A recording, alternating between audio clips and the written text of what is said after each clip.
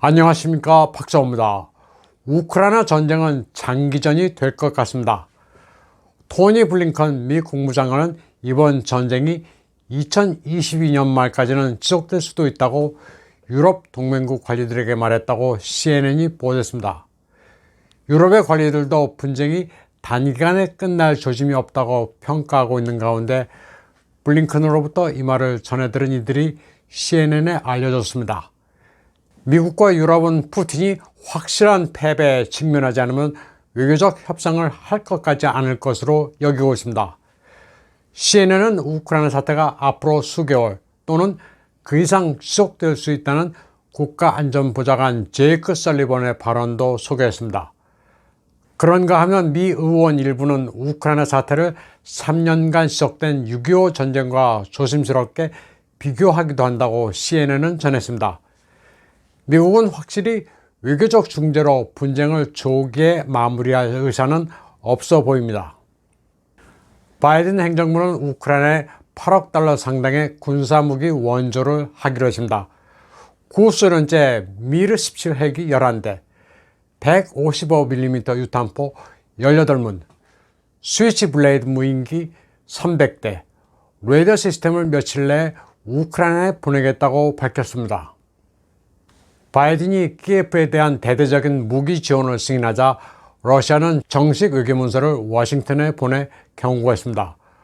우크라이나에 대해 가장 민감한 무기 시스템을 보내주는 것은 분쟁에 기름을 붓는 행위라면서 예측하지 못할 결과를 초래할 가능성이 있다고 강력하게 항의했습니다.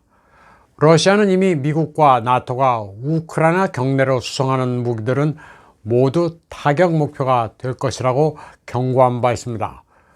우크라이나의 젤렌스키는 동부와 남부에서 러시아군의 공격으로 고전하고 있다면서 요구한 무기를 더 많이, 더 빨리 입수하게 되면 자기네 입지가 한층 더 강해져 평화가 빨리 찾아올 거라고 주장했습니다. 한편 러시아군은 순양함 모스크바호 격침에 대한 보복으로 대대적인 폭격을 재개했습니다. 아조프스탈이 있는 마리오폴에는 투폴레프 22 장거리 폭격기를 동원해 미사일로 공격했습니다. 러시아군은 아조프스탈을 제압했다고 주장하고 있습니다. 하지만 지하 터널에 숨은 아조프 대대 세력과 나토의 외국인 장성은 아직 체포하지 못했습니다.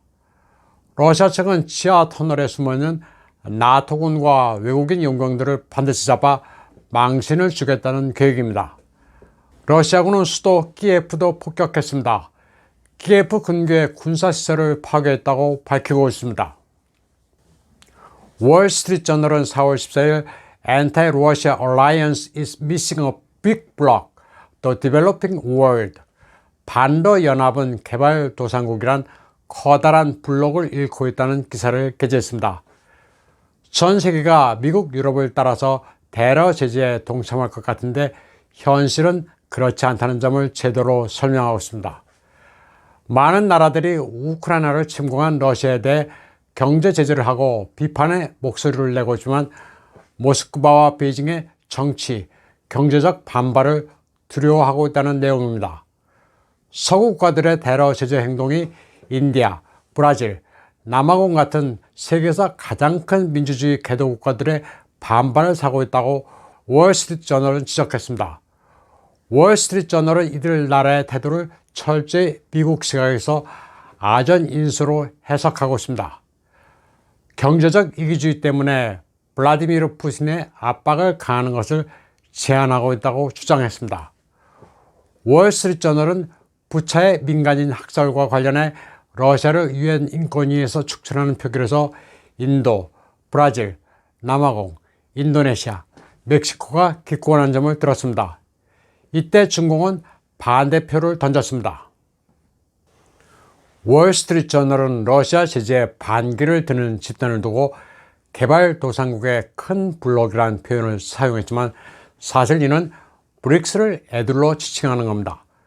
브릭스는 브라질, 러시아, 인도, 중공, 남아공입니다.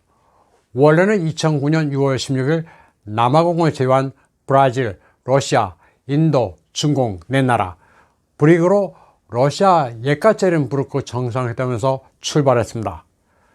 브라질의 룰라, 러시아의 메드베제프, 인도의 싱, 중공의 후진타오가 모였습니다. 그러다 2010년에 남아공이 참가해 5나라로 늘어나 브릭스가 됐습니다. 브릭스는 회원국끼리 경제, 무역, 교육, 농업, 보건, 과학기술, 예술 분야에서 서로 협력하는 것을 내세우고 있습니다. 비록 군사동맹은 아니지만 경제, 무역, 농업 등은 지금 모두 세계대전이 치러지고 있는 분야들입니다. 우크라이나 사태로 세계가 갈리고 있는 가운데 상당히 위력을 발휘하는 게 이들 분야입니다. 제재와 바로 직결되고 있습니다. 비록 5나라에 불과하다고 볼지 모르지만 전 세계 GDP의 22%를 차지합니다. 인구로는 모두 30억이 넘어 전 세계 42.58%나 됩니다. 경제, 무역, 농업 동맹인 브릭스는 서구의 군사 동맹인 나토와 비교되기도 합니다. 경제와 군사는 엄연히 다르긴 하지만 현재 벌어지고 있는 전쟁은 에너지, 화폐, 식량 전쟁의 성격이 강하기 때문입니다. 미국, 유럽 대 러시아, 중공, 비동맹의 강자 인도라는 진영 대결에서 제재라는 무기가 먹히냐 안 먹히냐가 매우 중요합니다. 나토와 브릭스의 GDP를 보면 나토가 38트릴리언 달러로 17트릴리언의 브릭스보다 2배 이상 우세합니다. 하지만 달러 패권이 무너지고 있어 앞으로는 좀 달리 봐야 합니다. 금과 에너지, 식량 등 실물 베이스의 루블을 연동시키고 있는 러시아는 중공과 인민폐로 거래하기로 했습니다. 인도와는 에너지 거래를 루블, 루피 베이스로 하기로 합의했습니다. 실물이 뒷받침되지 않는 미국과 서유럽과는 본질적인 차이가 있습니다. 이대로 가다가는 2030년에는 세계 경제 순위가 바뀔 것이라는 전망도 이미 나온 적이 있습니다. 중공이 미국을 제치고 1위, 3위가 인도, 그 다음 레벨이 러시아, 일본, 인도네시아, 그 뒤로 브라질이 부상해 독일, 영국, 프랑스를 제칠 것이라는 전망입니다. 물론 이대로 간다는 전망이 틀릴 수도 있습니다. 하지만 미국과 서구의 성장 동력이 떨어졌다는 것만큼은 부인할 수 없습니다. 브릭스 외에 OIC, Organization of Islamic Cooperation의 존재도 막강합니다. 1969년 9월에 창설된 세계 이슬람 국가의 협력체입니다. OIC 회원국은 57개국에 이릅니다. 중동의 사우디아라비아, UAE, 쿠웨이트, 이란, 시리아, 예멘, 중곤당의 터키, 아제르바이잔, 중앙아시아의 키르기스탄, 타지키스탄, 투르크메니스탄, 아프리카의 이집트, 우간다, 카메론, 아시아의 인도네시아, 말레이시아, 파키스탄이 망라되어 있습니다. 여기에는 러시아도 옵저버 자격으로 참가합니다.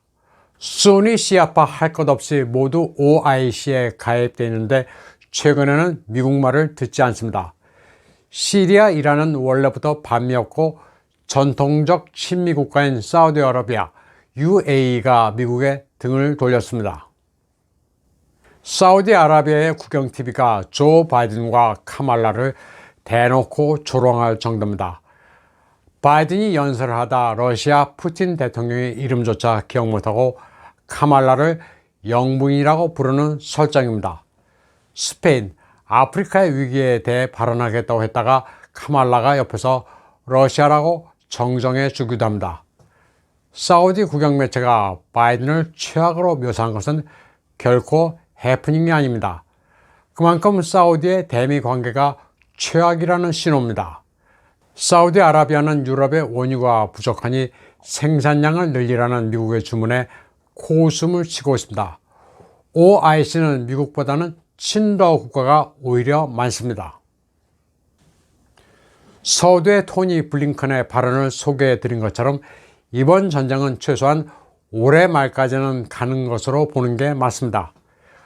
미국이 전쟁을 멈출 의사가 없기 때문입니다. 이번 전쟁은 우크라이나에서만 이루어지는 게 아닙니다. 화약 냄새가 나는 우크라이나 외에 전 세계가 에너지, 식량 전쟁을 본격적으로 치를 것이 분명히 보이는 3차 세계대전으로 봐도 무리가 아닙니다. 오늘 방송은 여기까지 하겠습니다. 시청해주신 여러분 감사합니다.